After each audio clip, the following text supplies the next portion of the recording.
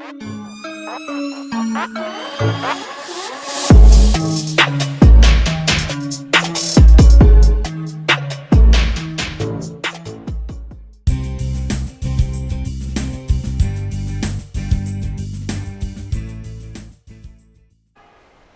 students, in this lecture we are going to discuss about the functions of Golgi bodies. As we have finished the structure, discovery, shape, size, their number, specific their polarity in our last lecture, now it's turn to understand some functions of Golgi bodies. आता Golgi bodies चे काय काय function आहेत, जसं आपण सांगितलं की हे मॉडिफाईड करतात, पण हे मॉडिफाईड करतात किंवा प्रोसेस करतात, त्याचबरोबर त्यांचे अजूनही फंक्शन आहेत, ते म्हणजे ते सिक्रीशनसाठी हेल्प करतात प्लस ते पॅकेजिंगसाठी सुद्धा आपल्याला हेल्प करताना दिसून येतात. So let's mention it. The first function of this Golgi body is secretion and packaging. पहिले दोन मेजर फंक्शन्स. आता सिक्रीशन कसं होतं हे आपले सर्व फंक्शन झाले की आपण मग एक डायग्रामॅटिक व्ह्यूमध्ये पाहूयात. रिव्हर्स पायनोसायटोसिस एक पद्धत आहे, त्या थ्रू ते बॉडीच्या बाहेर किंवा त्यांचं ते जे Golgi बॉडीज आहेत तिथून बाहेर काय करतात, जे सबस्टन्स असतील त्यांना रिलीज करतात. सो तिथे पाहणार आहोत. पण काय सिक्रेट करतात? They secretes the polysaccharides. Polysaccharides काय सिक्रेट करतात? ते पॉलिसॅकराइड सिक्रेट करतात. कोणत्या cell through? Through the goblet cell. Goblet cell. जर तुम्हाला आठवत असेल, if you able to recall, we have seen different shape as well as the structure of cell in our one lecture. एका लेक्चरमध्ये आपण सेलचे डिफरंट शेप, डिफरंट त्यांचे काय स्ट्रक्चरल पार्ट असेल ते तिथे कन्सिडर केले होते. तिथे आपल्याला एक गॉबलेट सेल गेली होती पहा, जर तुम्हाला हा पार्ट आठवत असेल तर. त्या गॉबलेट सेलमध्ये त्या सेलचा शेप हा अशा पद्धतीने आपण पाहिला होता. ही सेल काय करते? ही सिक्रीशनसाठी हेल्प करते. आपल्या बॉडीमध्ये जिथे कुठे म्युकस सिक्रीशन असेल किंवा अदर काइंड ऑफ सिक्रीशन, ल्युब्रिकेशन फॉर्मसाठी असतील किंवा अगदी फ्रिक्शन फ्री फॉर्ममध्ये जर मूवमेंट अवेलेबल करून देण्यासाठी असेल, तिथे गॉबलेट सेल रिस्पॉन्सिबल असतात. And the secretion of such substances through the goblet cell हे म्हणजे कुणाचं असतं? पॉलिसॅकराइड फॉर्ममध्ये असतं. अजून कोणाचं सिक्रेशन होतं? सिक्रेशन होतं सर्टन काइंड ऑफ प्रोटीन. मग हे प्रोटीन कोण आहेत? आयदर आपण कन्सिडर करूयात कोलॅजिन प्रोटीन असतील किंवा इलॅस्टिन असतील. हे कोण सेल? हे सिक्रेशन कोण सिक्रेट करतात? तर हे सिक्रेशन सिक्रेट केलं जातं fibroblast. It get secreted by the fibroblast.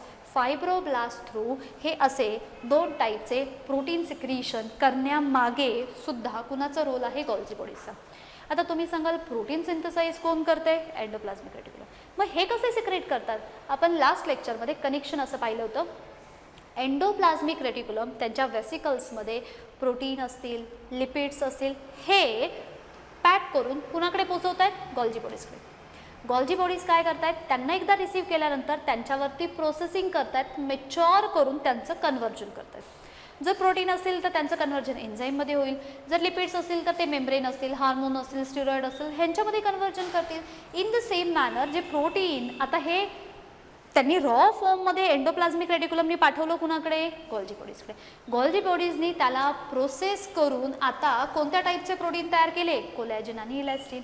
म्हणजे हे सिक्रेट करणं काम कुणाचं आहे? Golgi बॉडीजचं. हे काम कोणत्या सेल करतात? तर फायब्रोब्लास्ट करतात. ह्यांचं सिक्रेशन कोणत्या सेल करतात? Goblet cell. आपण काय पाहिलं एक गोष्ट की ह्या ज्या काही Golgi बॉडीज आहेत जिथे सिक्रेटरी सेल्स असतात तिथे मोठ्या साईजमध्ये असतात. साईजच्या ठिकाणी पाहिलं तर they are bigger in size in secretory cell and smaller in size in non secretory cells. अजून एक त्यांचं सिक्रिएशन कोणत्या फॉर्ममध्ये असतं ते इट्स अ किंवा हे जे असतात ह्यांना आपण कनेक्टिव्ह टिश्यूमध्ये कन्सिडर करूया.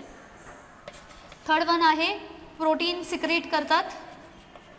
हे सिक्रिएशन प्रोटीनचं सिक्रिएशन आहे. कोण सिक्रेट करतात रे? आपल्या ॲकिनार ज्या सेल्स असतात त्यांच्यामध्ये सुद्धा आपल्याला हे सिक्रिएशन दिसून येतं. इथे परत बोलणार आहोत आपण. ॲकिनार cells of pancreas.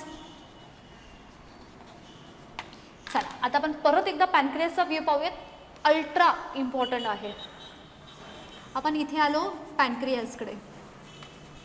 As we have seen in our earlier lecture, pancreas, it is not just endocrine gland, it is not just exocrine gland, it performs the function of both. That means it acts as exocrine and endocrine.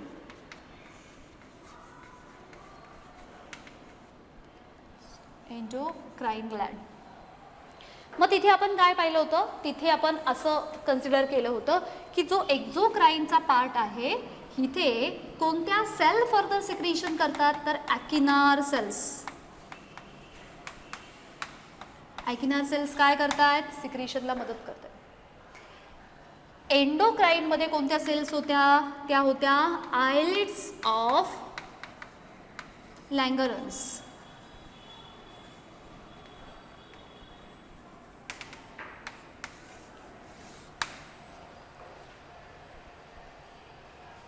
आता ॲकिनार cells ज्या आहेत ह्या further काय secrete करतात, तर ते help for the pancreatic juices. Pancreatic juices. And what is the role of this pancreatic juices? It help in the digestion process. Secretion आलं.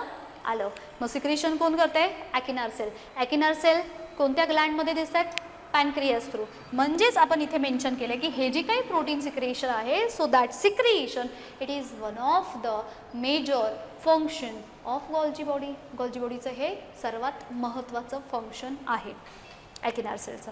आता आपण इकडे येऊयात, कारण ह्यांच्या थ्रू सुद्धा जे हार्मोन रिलीज होतात हे हार्मोनसुद्धा म्हणजेच यांचे हे जे काही लिपिड फॉर्म असेल, रॉ फॉर्म, एंडोप्लाझ्मिक रेटिक्युलमने गॉल्जी बॉडीजकडे पाठवले. गॉल्जी बॉडीजने ह्यांना रिसीव्ह केल्यानंतर ह्यांच्यावरती प्रोसेस केली. मॅच्युअर होऊन त्यांना परत वेसिकल्स थ्रू किंवा रिव्हर्स पिलो सायटोसिस प्रोसेस थ्रू किंवा आपण त्याला म्हणतो पायनो सायटोसिस प्रोसेस थ्रू त्यांना काय केलं जातं, त्या रिजनपासून बॉडीच्या बाहेर पिंच ऑफ केलं जातं. आयलिड्स ऑफ लँगरहन्समध्ये किती एकूण टाईपच्या सेल होत्या, आपण 5 पाहिले होते. एक होती अल्फा सेल, दुसरी होती बीटा सेल, तिसरी होती डेल्टा सेल, थर्ड वन होती पीपी सेल आणि लास्ट वन होती इपिलॉप्सिन. इपिलॉप्सिन.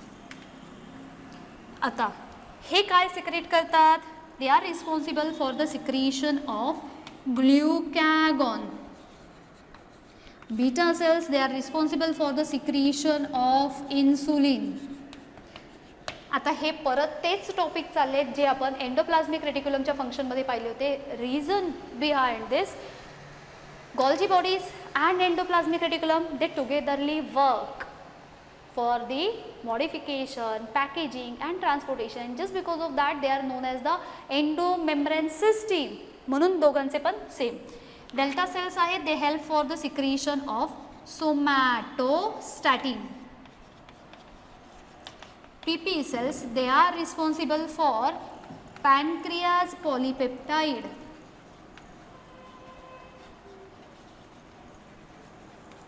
And the epilepsin, it helps for the secretion of GHRELIN, ghrelin, which is nothing but the hormone, which is hunger hormone. It's a hunger hormone. त्याच्यावरती कंट्रोलेशन दाखवतो. म्हणजे हा जो part आहे हा पार्ट पहिला आपण जो विदाउट एनी डक्ट बॉडीमध्ये रिलीज केला जातो. ह्यांचं मिनिंग काय आहे, एक्झोक्राईन किंवा endocrine. For the secretion through endocrine gland, they need specific kind of endoeth without any duct. Directly it get poured into the blood. And if in case of exocrine, they require the specific duct or channel or tubular structure to carry out that secretion or the solution to reach at the काय म्हणतो आपण त्याला exact जी site असेल तिथे पोहोचवण्यासाठी त्यांना duct लागतात. Exocrine duct is necessary. Endocrine without any duct. Duct नसेल तर डिरेक्टली कुठे पोर होतं, हे पोर होतं ब्लडमध्ये आणि ब्लड थ्रूआउट बॉडीपर्यंत ह्यांना सर्क्युलेट केलं जातं. So in this way the first function is it is secretion and packaging. Will talk about the packaging part also. First of all secretion. कुणाचं सिक्रिशन झालं आहे फर्स्ट? सपोज काही पॉलिसॅकराइड्स असतील. कोणत्या cell through? Goblet cell through. ह्या goblet cell काय करतात? Mucus secretion वगैरे जे असतं ते बऱ्याच वेळेला ह्या गॉबलेट सेल थ्रू सिक्रिशन केलं जातं. इथे पहिल्यांदा प्रोड्यूस होतात, देन तिथून ते काय केले जातात? बाहेर टाकले जातात. कोलॅजन असतील, इलॅस्टिन असतील, कनेक्टिव्ह टिश्यूमध्ये फायब्रोब्लास्ट थ्रू कोलॅजिन और इलॅस्टिन ह्या अशा टाईपच्या प्रोटीनला सिंथसाइज केले जातात अँड देन फर्दर ते सिक्रेट केले जातात. ह्या सिक्रिशनच्या मागे कुणाचा रोल आहे? गॉल्जी बॉडीचा रोल आहे. नाव प्रोटीन सिक्रिशन. आता हे प्रोटीन सिक्रिशनमध्ये आपण काय कन्सिडर केले? पॅनक्रियाज कन्सिडर केल्या. And this pancreas, they can be either in the form of exocrine as well as the endocrine, and in this way they help either in the secretion of these pancreatic juices or in the form of certain kind of hormones. Let's move on to the next function, and the next function is actual secretion of hormone. Packaging कसं करणार आहे? ते वेसिकलमध्ये काय केले जातात? त्यांना rap केले जातात आणि त्यांच्या थ्रू ते ट्रान्सपोर्ट केले जातात. The second function is they also help in the secretion of hormones. Out of that, one hormone we have talked over here, which is nothing but the insulin. Apart from that, they also helps in the secretion of thyroxine. आता hormonal जे secretion असतात again ते chemical as well as neural कंट्रोलमध्ये फार important role play करतात. जसं for example suppose एखादी scary situation असेल. स्कॅरी सिच्युएशनमध्ये भीतीदायक काहीतरी सिच्युएशन आहे, त्याच्यामध्ये आपण एखादी थिंग पाहतो, पाहिल्यानंतर पाहून भीती वाटते, पण जेव्हा आपल्याला असं दरदरून घाम सुटतो दॅट मीन्स आतमध्ये स्ट्रेस हार्मोन रिलीज होतात किंवा ते जे फिअरी हार्मोन असतात ते रिलीज होतात आणि त्याचा जो इम्पॅक्ट असतो तो बऱ्याच वेळेपर्यंत राहतो. म्हणजे हे हार्मोन किती महत्त्वाचे रोल प्ले करत असेल. हे जस्ट फक्त त्या सिच्युएशन पुरतं मर्यादित नाही आहेत. आपल्या ज्या सिस्टीम असतात ह्या रन होण्यासाठी सुद्धा हार्मोनवरून म्हणजे आपली जी पिट्युटरी ग्लँड आहे, हायपोथॅलॅमस आहेत, इट ॲक्च्युली रेग्युलेट्स ऑन दी म्हणजे हे रेग्युलेट करतात गोनॅडोट्रॉफिक हार्मोनला. गोनॅडोट्रॉफिक जे हार्मोन आहेत हे फर्दर फिमेल रिप्रोडक्टिव्ह सिस्टीम असतील म्हणजे त्यांच्यामध्ये जो मेनोपॉज असेल किंवा मेन्स्ट्रुअल सायकल असेल हे रन करण्यासाठी परत त्यांना इंडिकेशन किंवा त्यांना कंट्रोलेशन कोण देतात? तर ज्या पिट्युटरी ग्लँड आहेत त्या. ह्यांच्या थ्रू सिक्रिशन काय होतात? हार्मोनल सिक्रिशन होतात. आता इन्सुलिनबद्दल बोलायचं असेल तर हे आपल्याला माहिती, ब्लडमधली शुगर लेवल ह्याला मेंटेन ठेवण्यासाठी मदत कोण करत आहे? तर हे insulin. What if the amount of insulin is secreted less as compared to the healthy person? एखाद्या हेल्दी पर्सनच्या बॉडीमध्ये त्यांच्या पॅनक्रियास थ्रू इन्सुलिनची जेवढी अमाऊंट रिलीज होते तेवढी एखाद्या पर्सनमध्ये होत नसेल तर काय होईल? ब्लडमधली जी शुगरची लेवल आहे ती वाढते आणि आपण म्हणतो की ह्याला शुगर आहे. मग ती लेवल परत कंट्रोलमध्ये आणण्यासाठी काय करावं लागतं? जे काही हार्मोनल इंजेक्शन दिले जातात ते हार्मोनल इंजेक्शन म्हणजे कुणाचे असतात? इन्सुलिन. जे बॉडीमध्ये कमी अमाऊंटमध्ये तयार होतं ते हायर अमाऊंटमध्ये एक्सटर्नली बॉडीमध्ये इंजेक्ट केले जातात आणि म्हणजेच ह्यांच्या सिक्रिशनचा किती महत्त्वाचा रोल आहे. And this such hormone actually get secreted by the Golgi bodies. Prepare करण्यामध्ये सुरुवात कोणी केली? एंडोप्लाझ्मिक रेटिक्युलमने. मग मॉडिफाय कोण करतायत? Golgi bodies. कुणाच्या थ्रू बाहेर पोचवतील ते? Vesicles through. जाऊयात तिसरा, vitellogenesis. The next function is vitellogenesis. हा पार्ट थोडासा आपण काय करूयात त्यांना वाईप आउट करूयात. Next function is third one, व्हायटेलोजेनेसिस.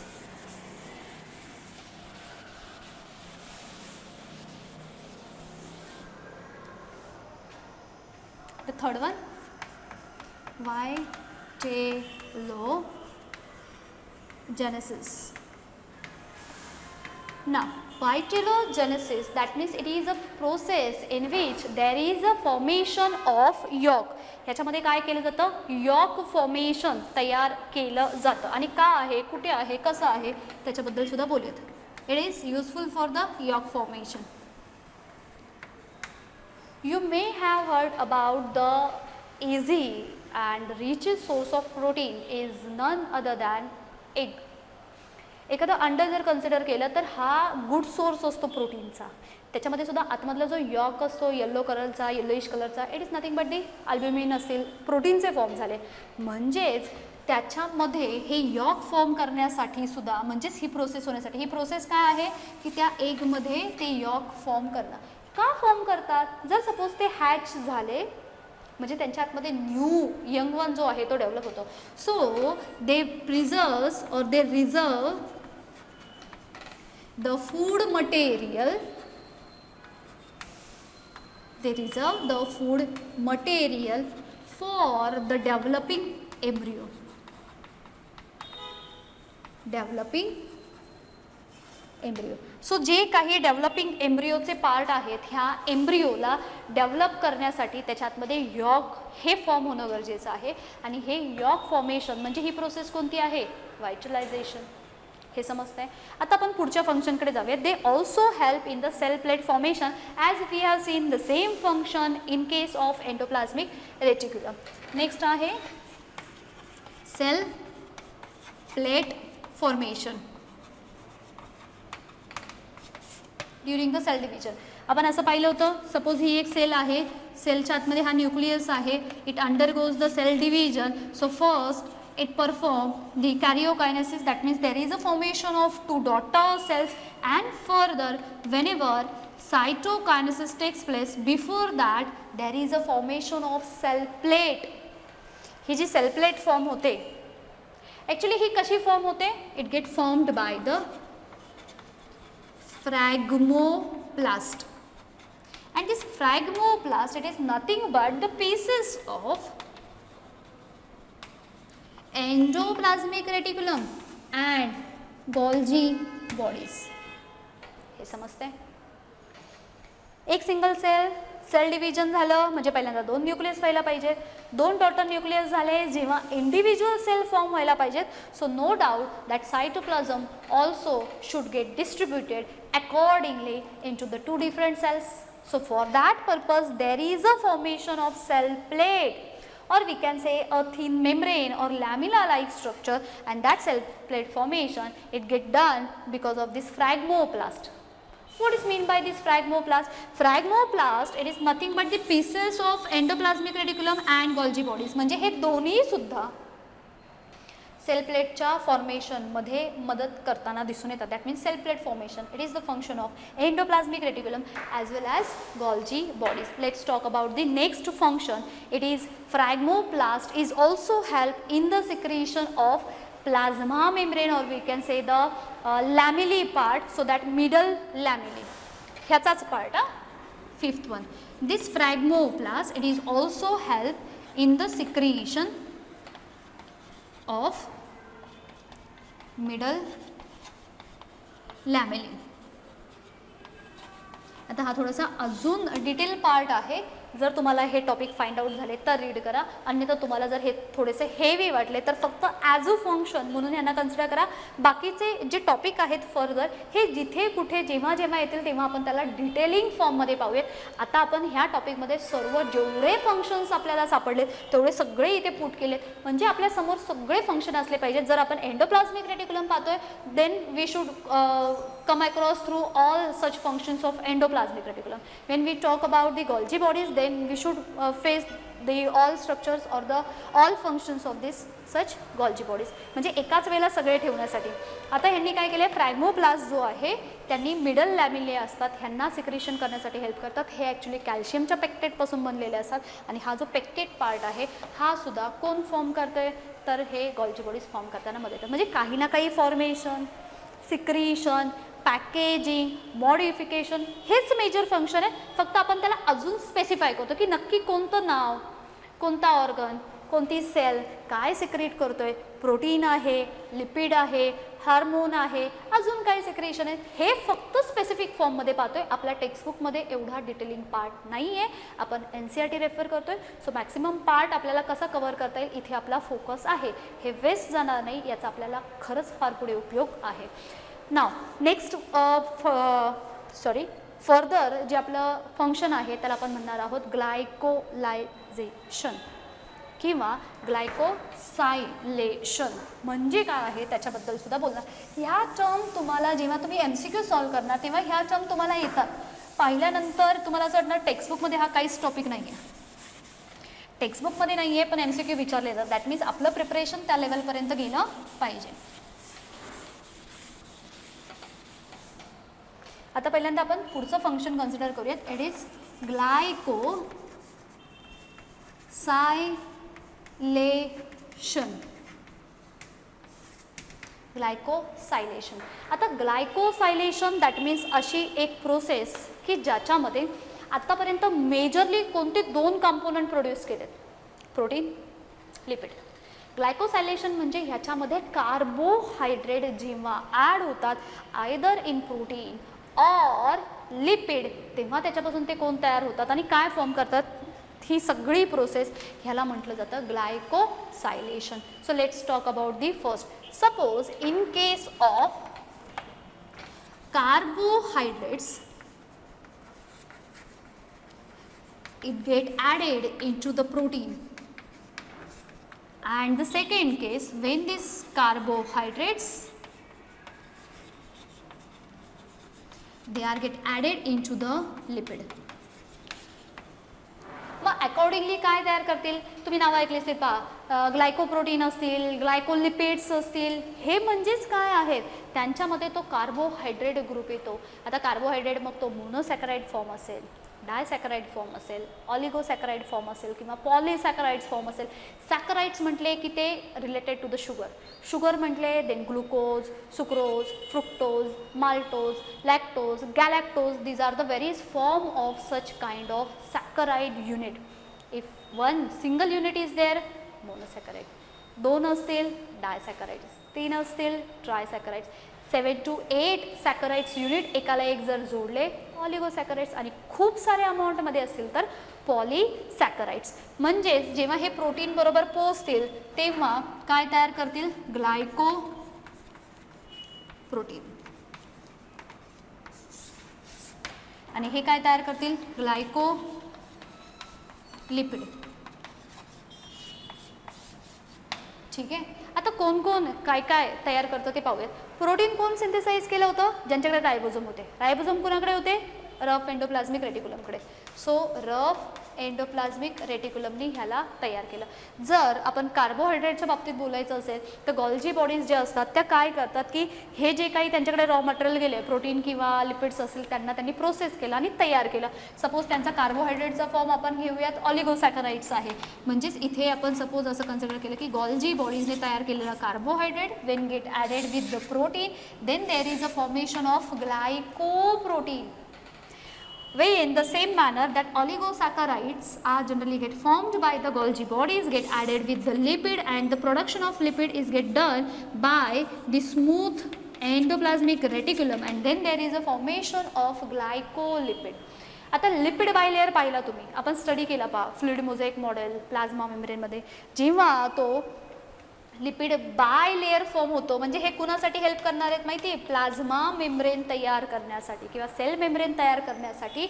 हा ज्या पद्धतीने लिपिड मॉलिक्यूल किंवा लिपिड बाय लेयर जो तयार होतो त्यासाठी प्रोसेस कोणती आहे, glycosylation, addition of carbohydrate either into the protein or lipid. Then इथे जो ग्लायकोप्रोटीन फॉर्म झाला आहे ह्याच्या फंक्शनबद्दल बोलूयात, फार इंटरेस्टिंग आहे. They help in the cell identification. Interesting thing पहा, का सेल आयडेंटिफाय करायच्या, तुम्ही ऐकलं असेल पहा, बरेचसे पर्सन आपल्या लाईफमध्ये आपले बॉडी ऑर्गन डोनेट करतो. डोनेट केल्यानंतर तुम्ही ऐकलं असेल पहा की याचा हा ऑर्गन ह्या पर्सनच्या बॉडीशी मॅच होत नाही आहे. मॅच होत नाही म्हणजे काय होत नाही आहे, सपोज किडनी कुणीतरी डोनेट केली पण ती किडनी जो कोणी ॲक्सेप्टर असतो त्यांना ती मॅच होत नाही आहे.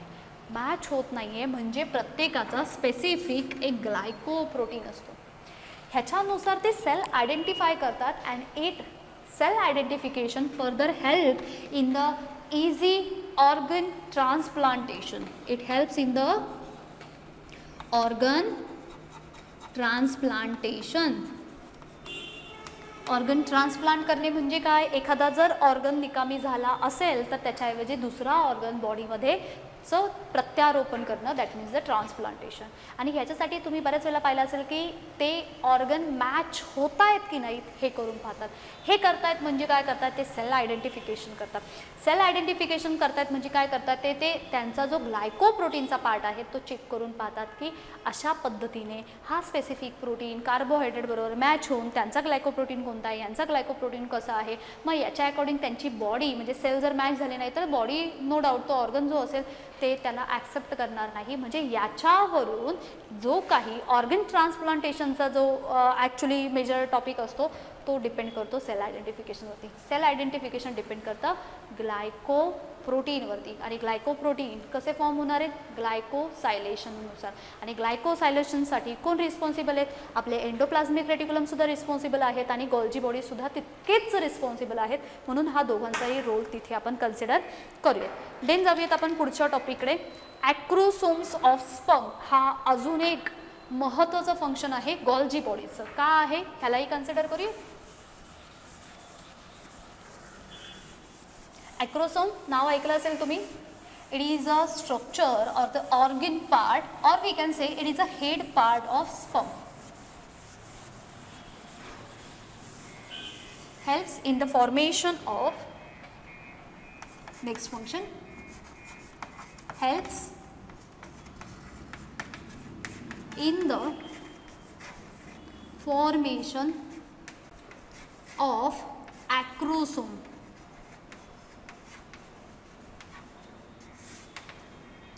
बरं, आता आपण त्याच्यासाठी काय करूयात, एक स्ट्रक्चर कन्सिडर करूयात. आता हे एक रफ स्ट्रक्चर झालं. ह्याचा हा जो वरचा पार्ट असतो ना, हा head region. So this head region part, this structure is known as acrosome.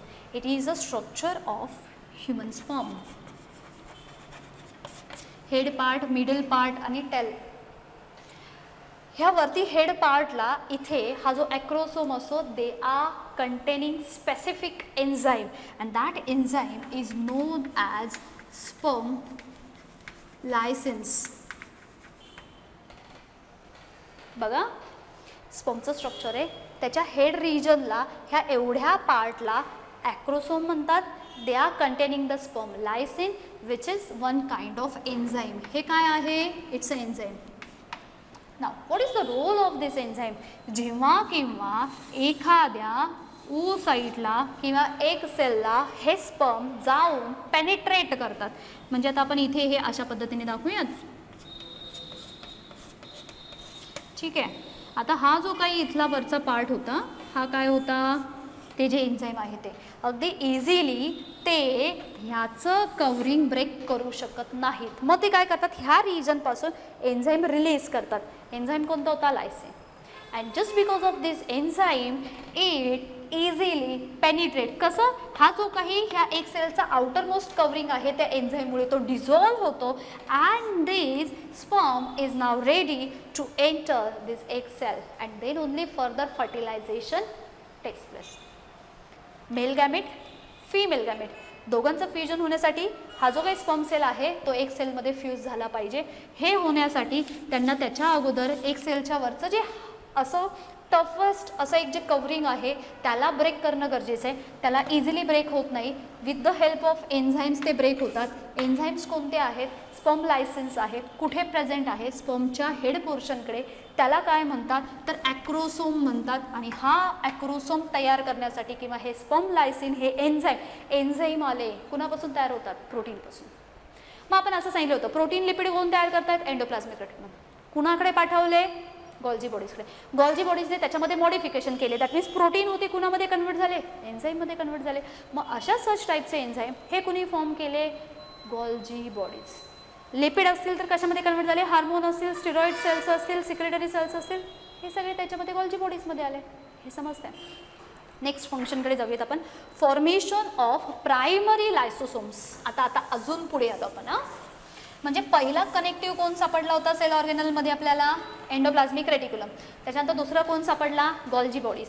And this Golgi bodies are responsible for the formation of primary लायसोसोम्स.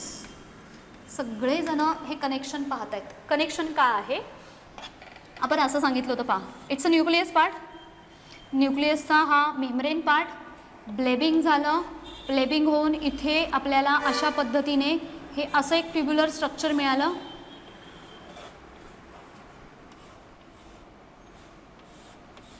ठीक आहे, हे पुढचे आपण ट्युब्युल कन्सिडर केले.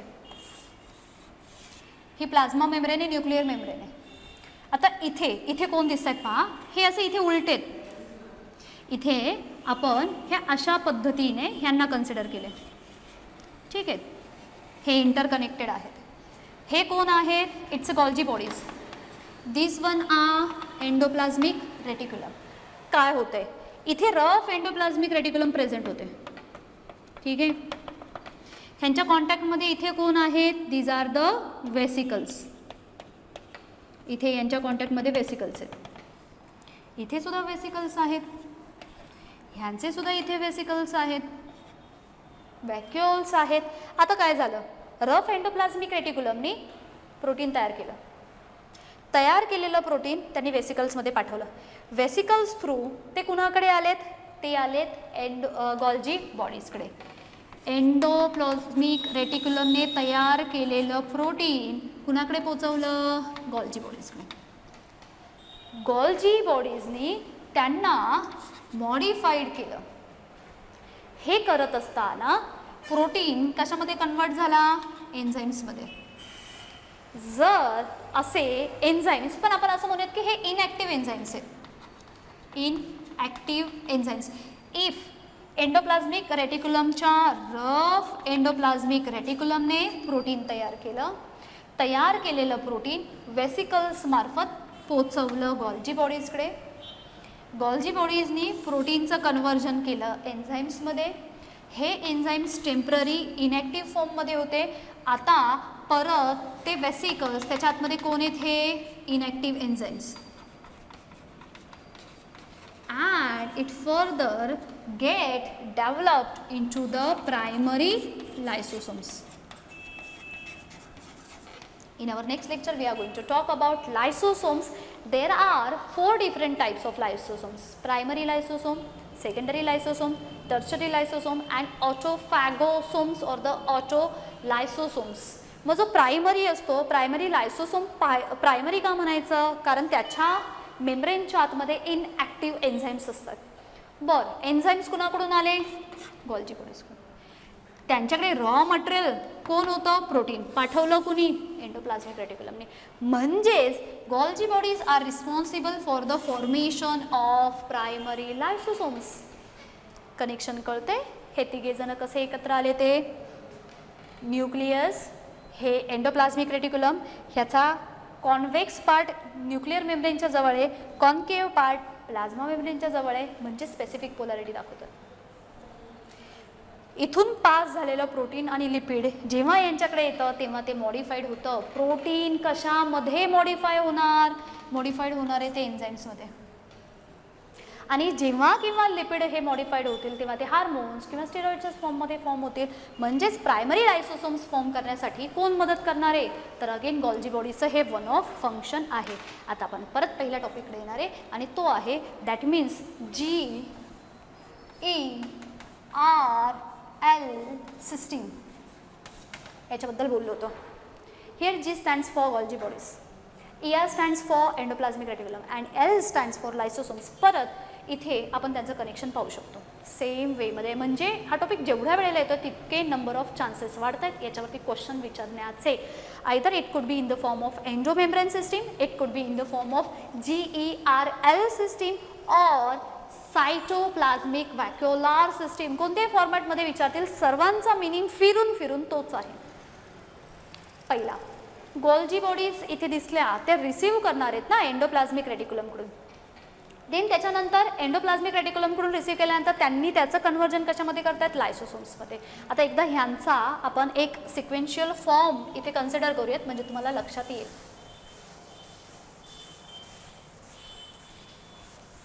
पाथवे म्हणूयात अनदर वेमध्ये, जेणेकरून हा टॉपिक समजायला अजून इझी होईल.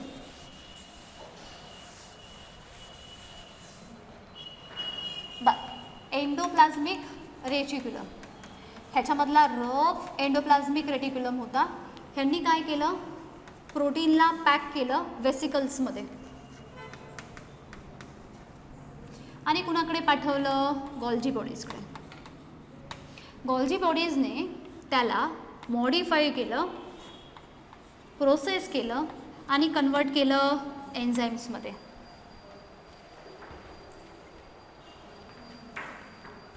हे एंडोप्लाझ्मिक रेटिक्युलम, हे गॉल्जी बॉडीज. आता हे जे एन्झाईम्स होते, जर सपोज हे एन्झाईम्स इनॲक्टिव्ह फॉर्ममध्ये, इनॲक्टिव्ह एन्झाईम्स हे जर पॅक केले गेले तर त्यांच्यापासून तयार होतो लायसोसोम्स, पण तो असतो प्रायमरी लायसोसोम्स. हा लायसोसोम कोणता आहे, प्रायमरी लायसोसोम्स. तिघे पण आले, एंडोप्लाझ्मिक रेटिक्युलम आला, गॉल्जी बॉडीज आला, लायसोसोम आला. म्हणजेच हे तिघेही मिळून एकत्रित फंक्शन परफॉर्म करतात. आणि ह्यांचा रोल कसा असतो, म्हणजे ह्यांनी काय केलं, प्रोटीन घेतल्यानंतर बेसिकलमध्ये पॅक केलं, गॉल्जी बॉडीजकडे पाठवलं, त्यांनी मॉडिफाय केलं, यांच्याकडे आलं, प्रायमरी लायसोसोम तयार झाले.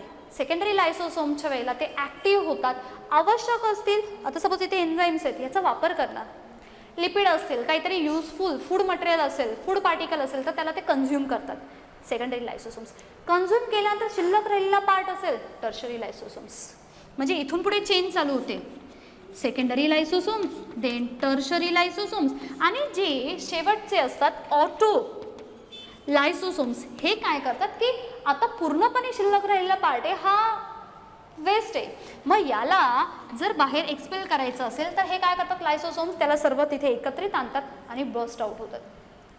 म्हणून यांना सुसायडल बॅग म्हणतात, ह्यांना ॲटम बॉम्ब म्हणतात. स्वतःला काय करतात, बस्ट करतात.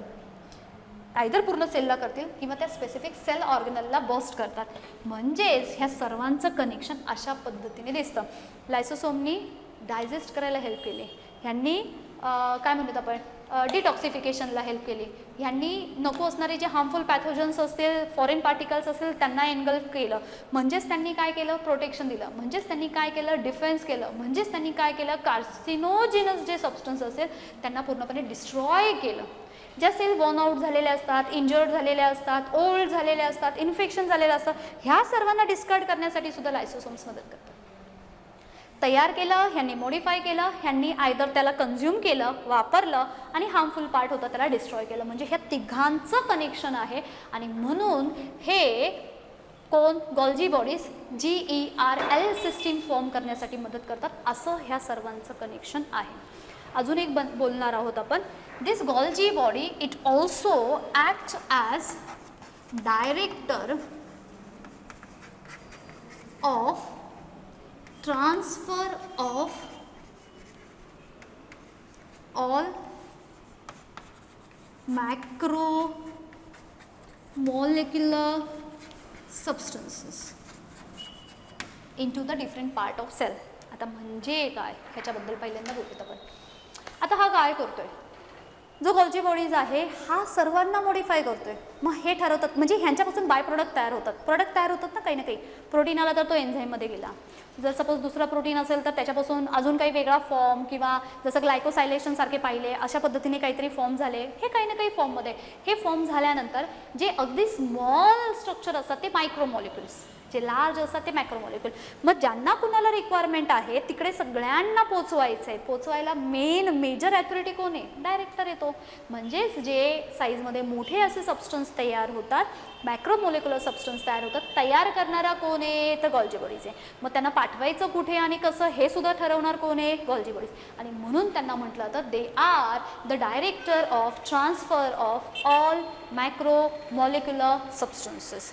देन त्याच्यानंतर आपल्याला एक पाहायचं होतं, ते होतं सिक्रीशन कसं होतं. Secretion is generally takes place by reverse pinocytosis. हे आहे काय, ह्याला थोडंसं आपण कन्सिडर करूयात. सिक्रीशन ना, हे सिक्रेट कसे करतात ह्यांना पाहूयात आपण. सिक्रीशन, आता बेसिकली सिक्रेशन कसं असतं, इट्स अ प्लाझ्मा मेम्ब्रेन. इथे सपोज सर्टन काही, आपण इथे असं कन्सिडर करूयात, इथे काहीतरी फूड मटेरियल आला, हा काय आहे, इट्स अ प्लाझ्मा मेम्ब्रेन, हे काय आहेत, हे फूड पार्टिकल आहेत. मग आता ही जी प्लाझ्मा मेम्ब्रेन असते ही काय करते, ही अशा पद्धतीने त्याला आतमध्ये घ्यायचा प्रयत्न करते. कुणाला, ह्या फूड पार्टिकलला. म्हणजे आता इथे ही प्लाझ्मा मेम्ब्रेन थोडीशी फ्लेक्सिबल झाली. अजून नेक्स्ट लेअरला ही फर्स्ट ह्याच्यापासून ह्या फॉर्मॅटमध्ये गेले, ह्याच्यानंतर ह्या फॉर्मॅटमध्ये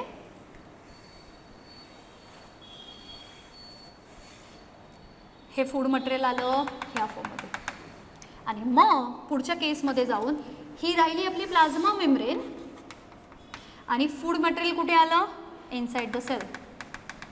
हे समजते? हे नॉर्मली असं होतं.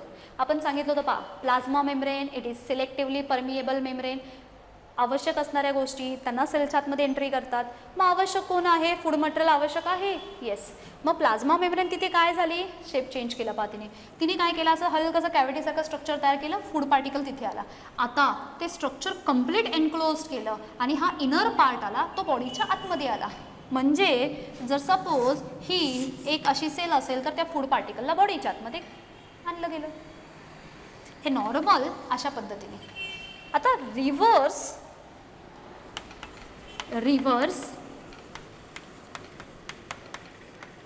इट्स अ पायनो और पिनो म्हणा, सायटोसिस.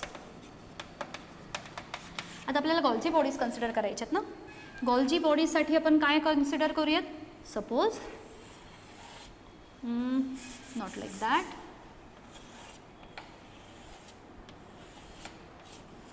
सपोज हे एक आपण सिस्टरने गॉल्जी बॉडीजची इथे पाहिली. इथे कोण आलेत, इथे आलेत सपोज सर्टन काही फूड पार्टिकल. मग ह्यांनी काय केले, हे जे काही अशा फॉर्ममध्ये हे स्ट्रक्चर होतं, ठीक आहे, हे असेच होते ना, आपण ह्यांना थोडेसे अजून शेप प्रॉपर देऊयात.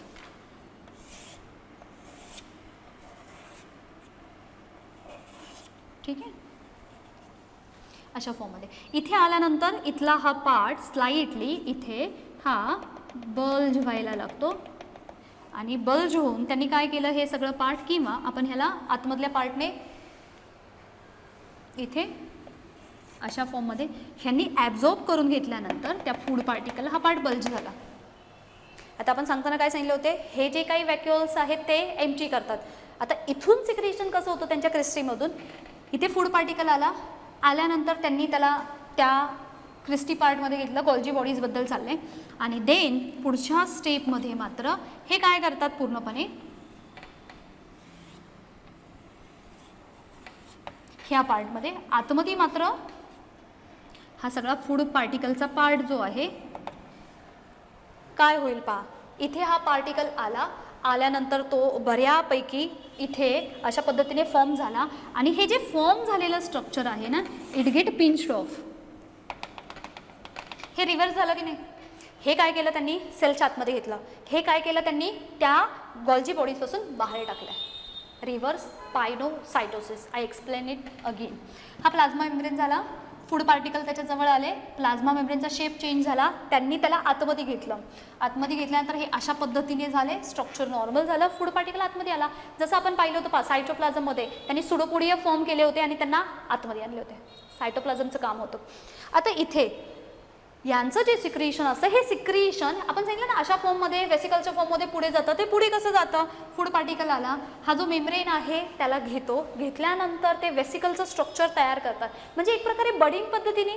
पण इथे बड आला, ह्याच्यामध्ये पूर्ण स्टोअर काय केलं, फूड मटेरियल.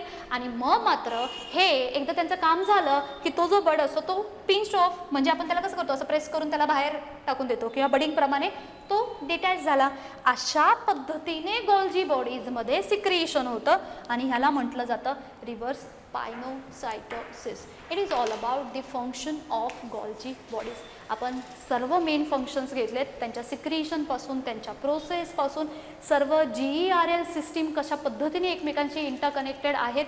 देन पॅनक्रियसचा पार्ट आपण बऱ्याच वेळेला रिवाईज केलेला आहे, म्हणजेच हा फार इम्पॉर्टंट पार्ट आहे. So in this way we have finished Golgi bodies, their structure, discovery, shape, size and all along with their function. In our next lecture, we will take up lysosomes, their structure as well as their function. Thank you.